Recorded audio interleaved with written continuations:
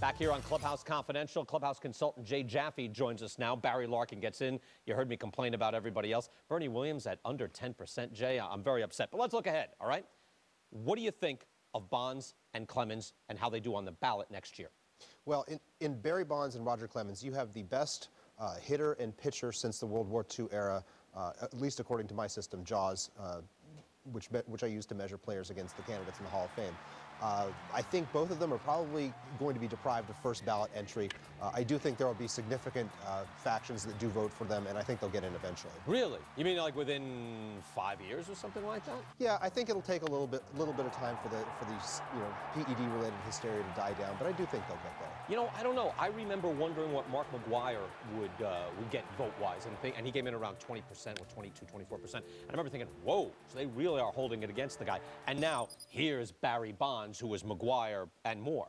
Right. Well, with Bonds and Clemens, I think you're going to find a certain percentage of the writers who think that both of those guys would have been Hall of Famers even if they had never used performance-enhancing drugs.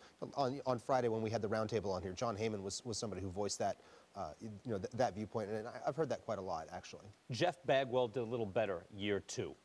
Is there some correlation here to Mike Piazza? Again, there's no failed test for Piazza. There's just the cloud of suspicion.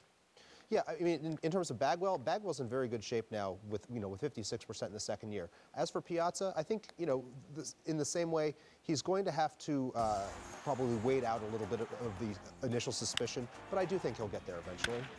What do you think he'll get next year? Probably around 50%. It's a crowded ballot. I think he's going to fare well. He has the distinction of being the best hitting catcher of all time.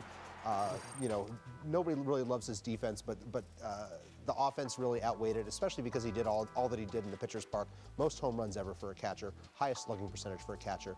Those are some pretty solid credentials. What about Sammy Sosa? Yeah, I mean, these other guys, they're no-brainer. Take steroids out of the equation, out of the equation in the evaluation process. Right. I don't know what it does to them during their careers, but and they're in. Sammy Sosa? Sammy Sosa, I think, would be qualified for the Hall of Fame. He's kind of borderline.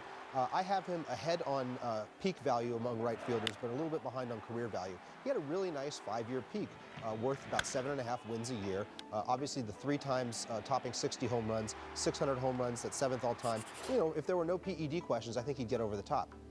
Yeah, it's funny, a guy with over 600 home runs, like if steroids never existed and they were able to do these numbers, you can't take everything away. Nothing operates in a vacuum, but a guy with 600 home runs years ago, you wouldn't even be thinking about it. Craig Biggio, what about Biggio? Well, Biggio's got the automatic with the 3,000 hits.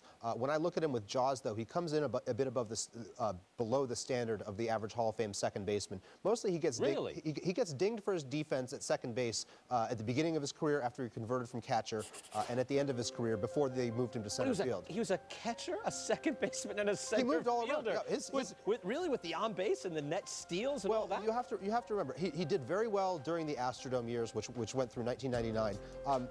His decline, though, was kind of masked by the move to Minute Maid Park. He did not put up great numbers there. His last 5 years, he was worth only about 1 win per year because of defense and the higher standard of playing in a hitter-friendly park. All right, you and I are going to go at it on Biggio, I can see. All right, Kenny Lofton, what about Lofton? Lofton was a good leadoff hitter, very good center fielder, but he falls short even relative to Bernie Williams, for example. A couple points behind Bernie Williams and JAWS, well behind Tim Raines, if you want to make the comparison to Tim Raines. 13 wins behind him career, about 1 win behind Raines at peak, 13 points of on-base percentage behind over the course of his career.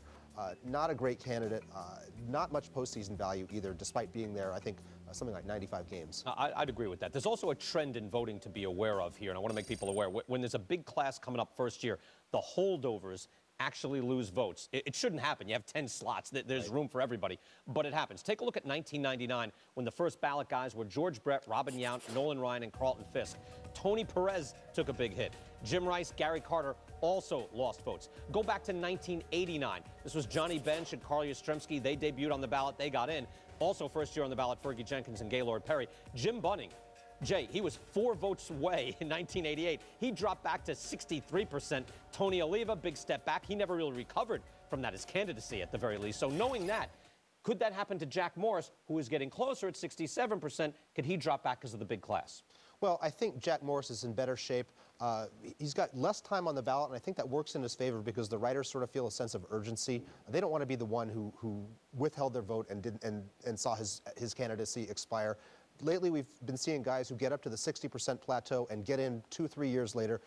Bruce Sutter, Goose Gossage, Andre Dawson, Barry Larkin, and Burt Blyleven. All those guys fit that. They were in 2 or 3 years after getting to the 60% plateau. So recent voting trends. Recent voting trends highly favor Maurice getting in soon. Yet this is kind of unprecedented to have like 6 solid Hall of Famers first year on the ballot. Even with steroids and everything else, I think it does cloud things. It'll be interesting to see. All right, Jay Jaffe, thank you so much, Jay. A pleasure. Coming up, Prince Fielder still needs a home. Peter Gammons tells us why the Empires are not interested in Prince.